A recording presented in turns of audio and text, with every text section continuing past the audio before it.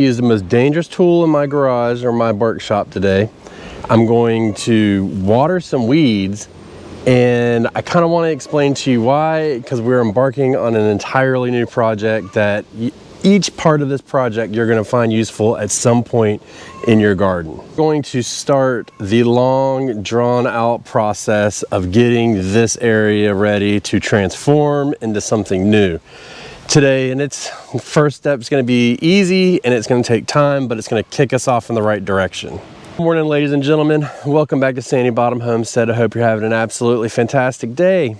It is 82 degrees in coastal North Carolina, first week of October, and we're starting on this where we're not actually moving the beds yet, but we're preparing for what's coming after we move the beds.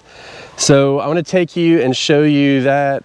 Got a couple other things that I want to show you, and you know, just to kind of give you a sum of how we're treating this other aspect of the garden.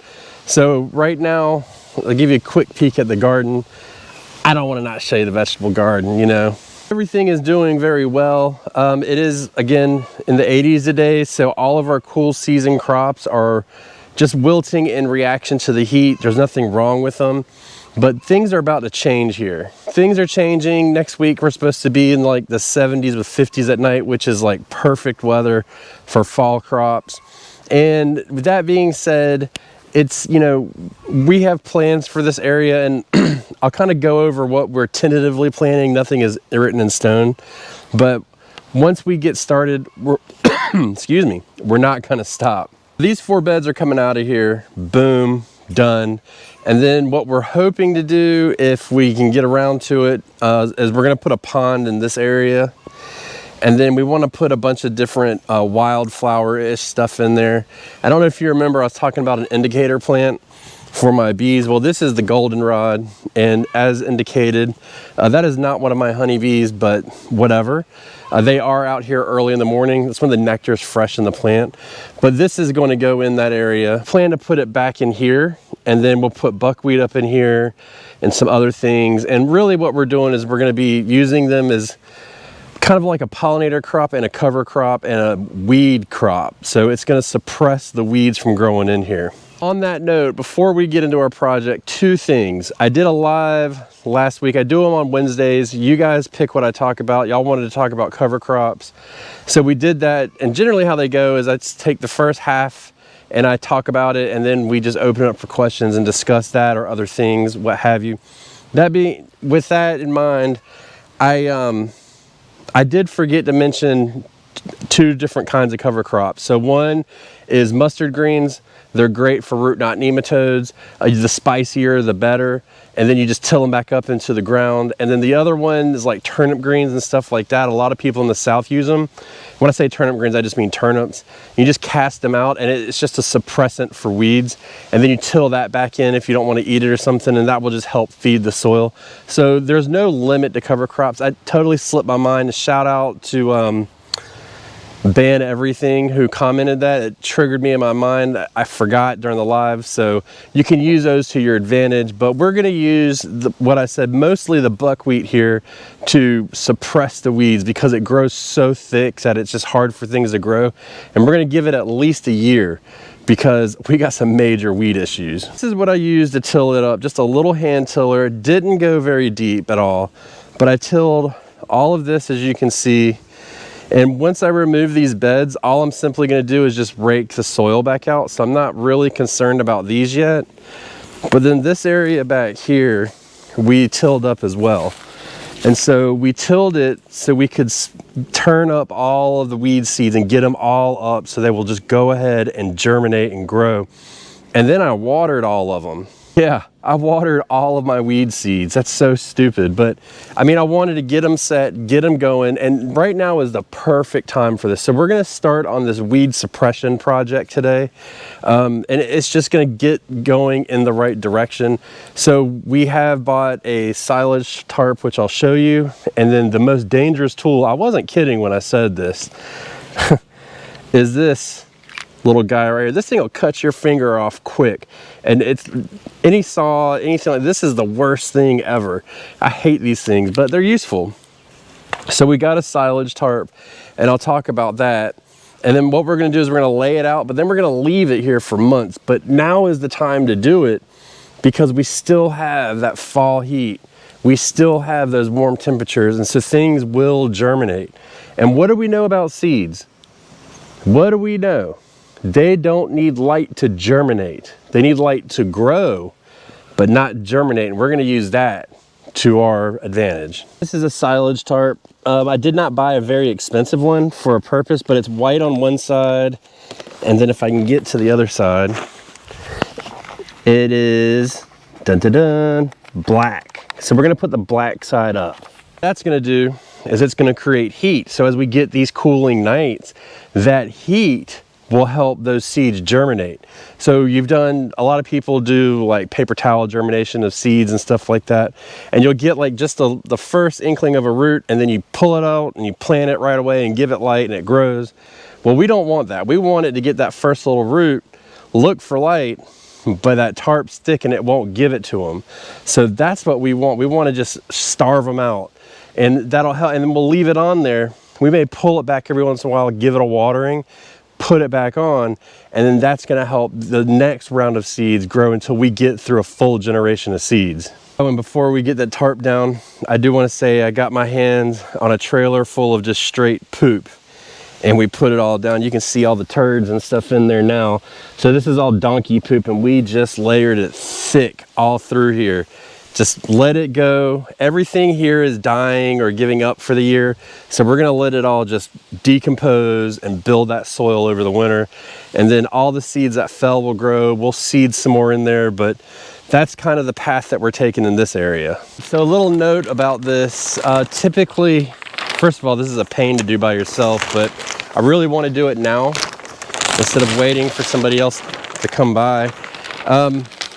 I did not buy the most expensive one for a reason, and typically I don't buy anything the most expensive.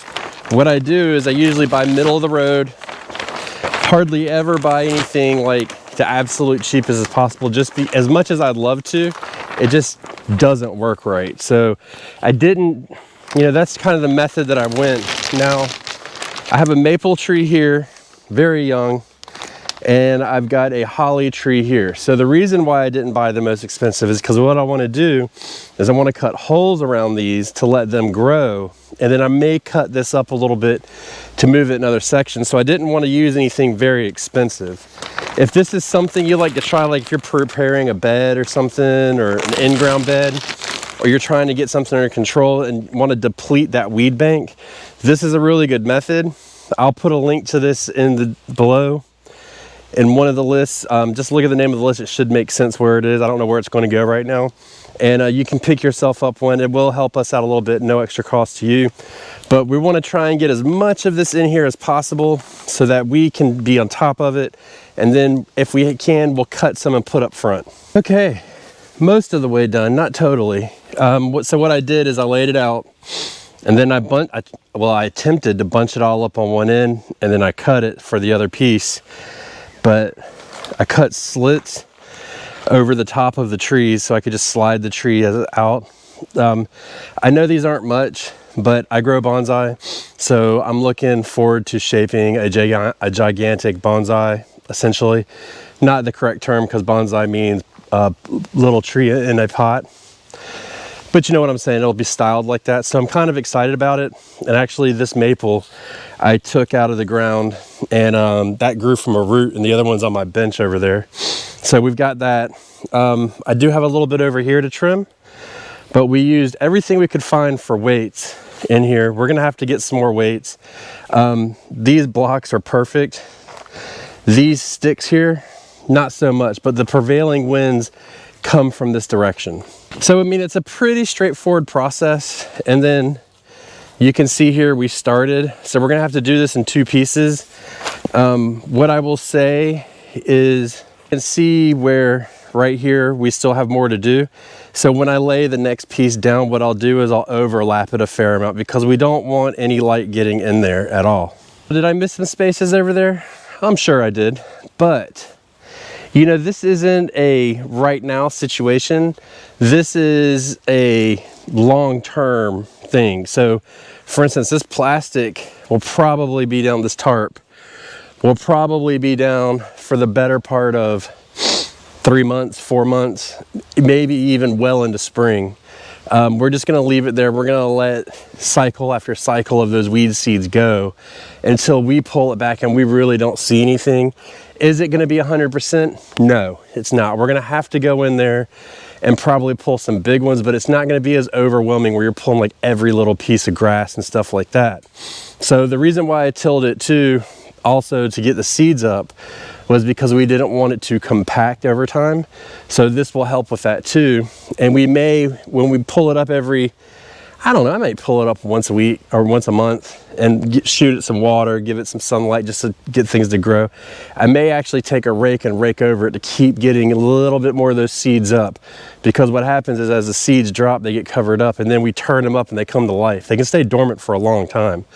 So we're just trying to get on top of that. And I mean, as far as these beds go, you know, they're not as bad as you think. The buckwheat beds are not bad at all. This bed is the worst one, but we can have it completely weeded in no time.